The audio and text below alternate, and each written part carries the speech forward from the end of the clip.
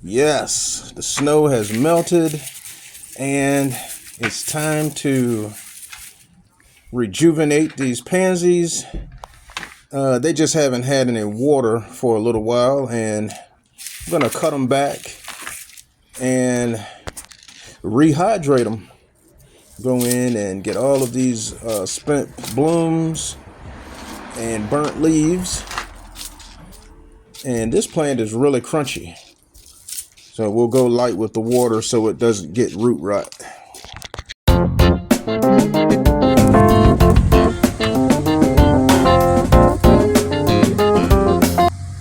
Yeah, these pansies are still around, even down to 20 degrees. And we had one night it was 12 degrees. But they're still here, the green foliage. Once we cut all of this burnt stuff off, the leaves and the crunchy petals, and give them some water, they will perk right back up. These pots here are sitting next to the house, and they were protected under this canopy. Look at that. Nice orange one in there. I don't know if that's that may be a seed from another pansy, but I just had to do some further investigation on that. So all of these petals that look damaged or burnt up, I'm just going to be plucking those off. And I mean, I'm really happy with the way this foliage looks. They're still nice and green and healthy. And basically I'm just doing a little deadheading, and that will encourage some more blooms. I know it's still fall, but in the spring we're going to be going with more perennials because there's a lot of colors available now, and we'll have them in focal points and key spots. And the other areas we'll still be able to change our color themes if we want to with the annuals. So if there were some pansies that completely got wiped out during the snow, they get another chance in the spring. The nurseries will have more pansies out because they will thrive into the mid-spring until the weather starts getting consistently warm, and then they start getting wilty.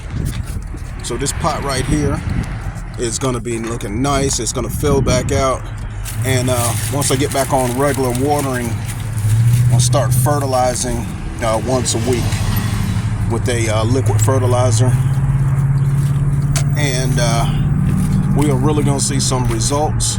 But today is basically just deadheading and watering.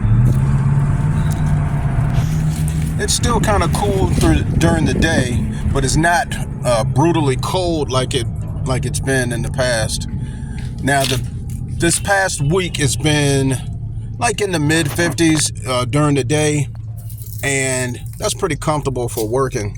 We've been getting a little mulching done, and basically just maintenance, going around seeing what made it through the winter, cutting back liripe and a lot of maintenance. But as far as the pansies go, we're just going to do our regular thing, and if they look really stressed, I just cut them back because the foliage looks really good, and these are going to flush out. I'm sure that several blooms are going to flush out on these, and they're really going to show off. Now, after the pansies are done, we will take off the top 6 inches of soil and put in some fresh soil, and give our spring and summer plants some nice nutrients to start off. And with fertilizing once a week should do these really good. They should get a lot of what they need going into the spring. Now 8 or more hours of sunlight and just medium watering. But one of the key things is drainable soil. You have to have drainable soil so that these roots don't sit in that water for too long. Now in the wintertime, that you want to make sure that you don't overwater. Now that can happen. You know, people get excited. The the soil is thawing out, and they're ready to uptake some water. But be careful not to overwater. Once you see that water pooling, just leave it alone. That's enough. Now these here are kind of laying flat, but the foliage is still green, and they're the blue. This is a matrix blue. In the picture I have a matrix light blue and matrix purple. Now, and they perform better in cool temperatures. You plant these in the fall and they will live through the winter. This is in zone 7 now. It may be different for your area. They'll live through the winter and into the mid-spring. Now we're going to get rid of these leaves and do some watering. I already did a little deadheading, check for some weeds around, and I'm going to look at the space that we're dealing with so I can get an idea of how many flowers to put in.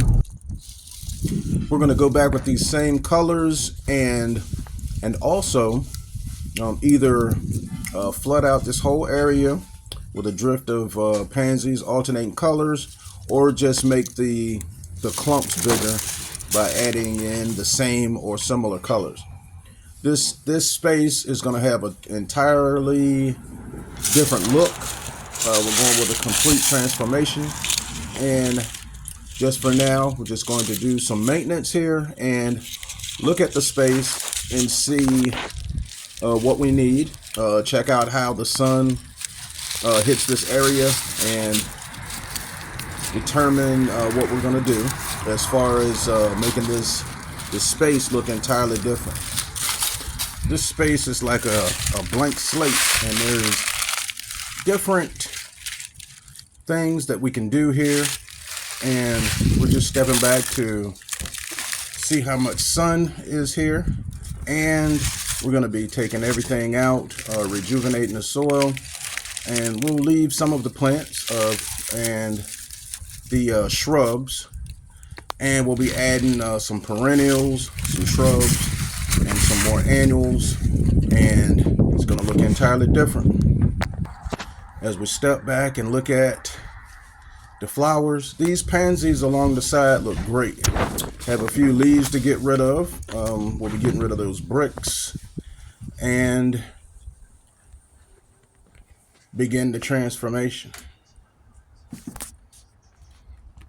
We will be using some pansies because they require full sun, 8 or more hours of sunlight.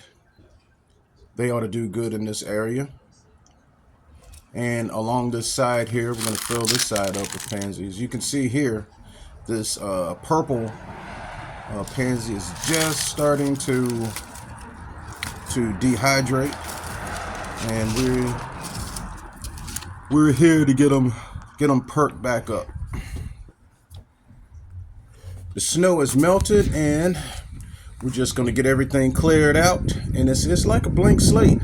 And we're going to come with our plants to do a makeover on this space. But first we have to get rid of these leaves and these bricks.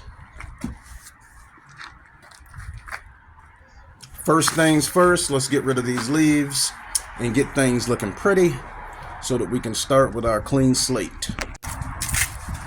So looking at it from this angle, we can see that it gets plenty of sun here, and there is potential to really do something nice here. It's a small space, but we can really make an impact over here with some different ideas, and we're going to toss those around until we come up with something. In the backyard, we have an area that we weeded under this camellia. These buds are huge and they're ready to bloom. This space right here is weed free and ready for mulch. Little grass area with some seed, and This is the mulch we went with. It is cedar mulch. Got that down. And there's another strip on the opposite side of the yard that needs mulch also. But we'll be doing that in another video. Little grass area there with some seed down. A little early, but I think they're going to be okay. Our mulch is ready. And look at this camellia. The buds are like pineapple shaped. We have those glossy leaves. They're the same color as the ones we have at home. And they are ready to open. And we're looking forward to seeing how they are going to show off this year. And I'm about to wrap this one up. Thanks for watching. And get out there and plant something. And make a flower bed happy. Thanks for watching.